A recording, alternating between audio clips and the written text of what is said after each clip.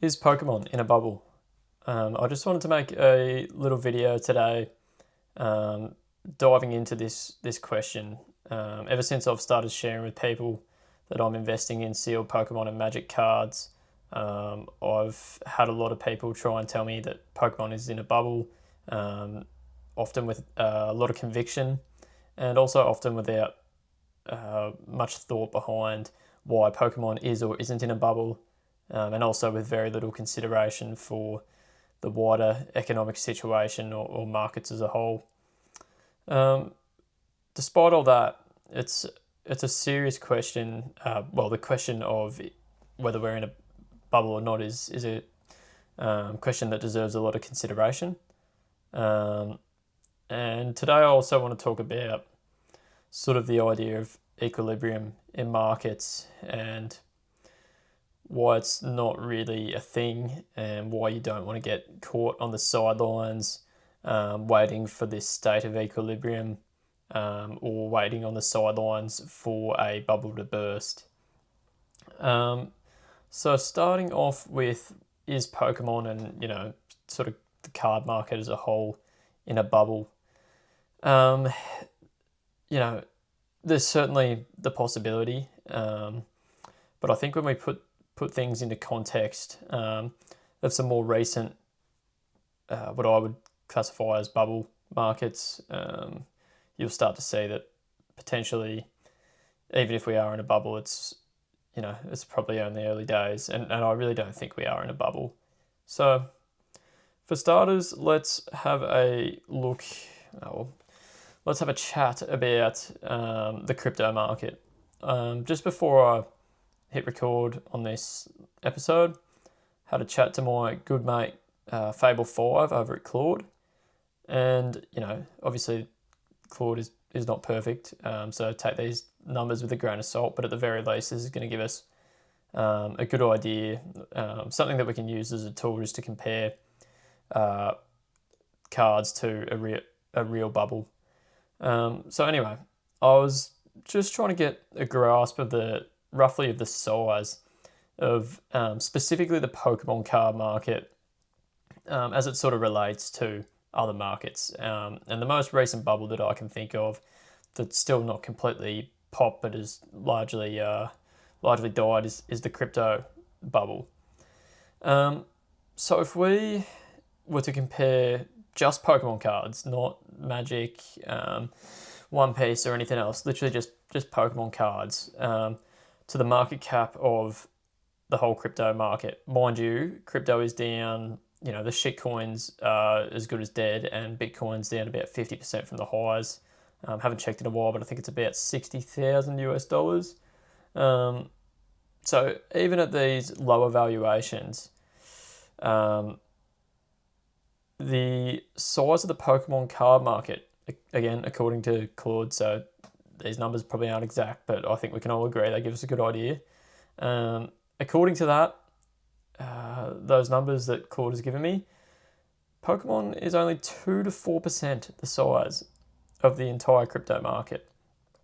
Now, I think we can't all agree. I know a lot of people believe strongly in crypto, but I think a lot of us can agree that Bitcoin is a legitimate coin, deserves potentially, if not its whole valuation, a certain percentage of it is probably justified. But a lot of these shit coins are really just financial tools of speculation. They don't really have any. I don't think they've got any value. So considering all this, it's sort of hard to make the case that in these early days of cards sort of becoming a more financial product, that they're already in a bubble or a serious bubble at that. When it's still just such a small market, and I mean, what you've got to remember, and what we've seen, or what's always been true of small markets, is they are highly volatile. So the volatility is going to be there no matter what small market you're trying to participate in. So even though it's probably going to have its downswings over the multiple years ahead, that doesn't mean that it's a bubble. And it definitely, I don't think it should be treated as such. I've also been thinking about what actually makes a bubble burst, and I don't think cards really have any of the current market characteristics of a bubble in terms of what makes a bubble burst. So if you think about the 2008 financial crisis, what really happened there? I will go into this a lot more in another episode. Maybe even we might even do a series on 2008, because it really can help put today's markets into context, and it sort of allows you to understand how inflation and banking and all these things that we worry about today when we make investment choices, it sort of helps you understand how all of that actually works and works together, more importantly. But a lot of the characteristics of previous bubbles, such as 2008, is sort of more to do with leverage than too much overinvestment and a slowdown in an overvaluation. So in 2008, ultimately, it was brought on by shitty private extension of credit. Initially was sort of, it's a mainstream story anyway. Again, I don't want to get too into this right now, but really why it brought the whole financial system to a halt and we've seen the collapse of banks was that it led to a slowdown in lending, but in the interbank lending systems. And this happened because banks were over leveraging off of shitty collateral, such as the subprime mortgages and stuff that everyone's heard about. So really, that bubble that caused such a severe crisis and such a sharp collapse in valuations of equities and real estate and all that, even though there was shitty collateral and overinvestment. Really, at the end of the day, it came down to a leverage problem and a liquidity issue. When you look at cards, there is none of that. I do sort of speculate that someday in the future, if cards do start to continue to become more and more of a financial product, which I certainly believe that they already are, Wall Street will find a way to bring leverage and all that shit stuff into the market.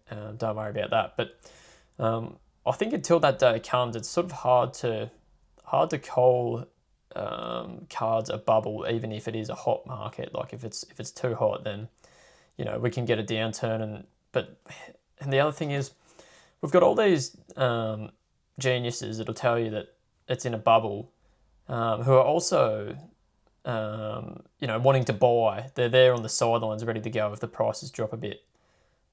So you can't really have a collapse if there's all these buyers ready to go, and there's not really the leverage to bring a system down. So that's sort of what I just wanted to talk about today when it comes to bubbles. I think it's important to look at it in a bit more context. Another thing I wanted to talk about, we'll put that aside. But basically, I see a lot of people on the sidelines waiting for the bubble to burst. And I think you're going to miss out, because I don't think it's a bubble. The bubble concerns are justified because it's a hot market. We live in chaotic times. I understand that stocks and all that real estate are, insane valuations like we've never seen before. But again, I don't think cards are in a bubble, and even if they are, there's buyers on the sideline, and there's not the leverage to really destroy the market. So we've got people on the sidelines waiting for the bubble, and then there's another investor that is on the sidelines that I wanted to talk about today. And the reason I want to talk about both these types of investors is, I don't want you guys to miss this opportunity, because I've been both these types of investors in the past in different markets. I've been the guy calling bubble, bubble, bubble in Bitcoin, in equities for the last 10 years. So I don't want you guys to fall for these same traps. Anyway, continuing on, this other investor that is currently on the sidelines is the equilibrium investor.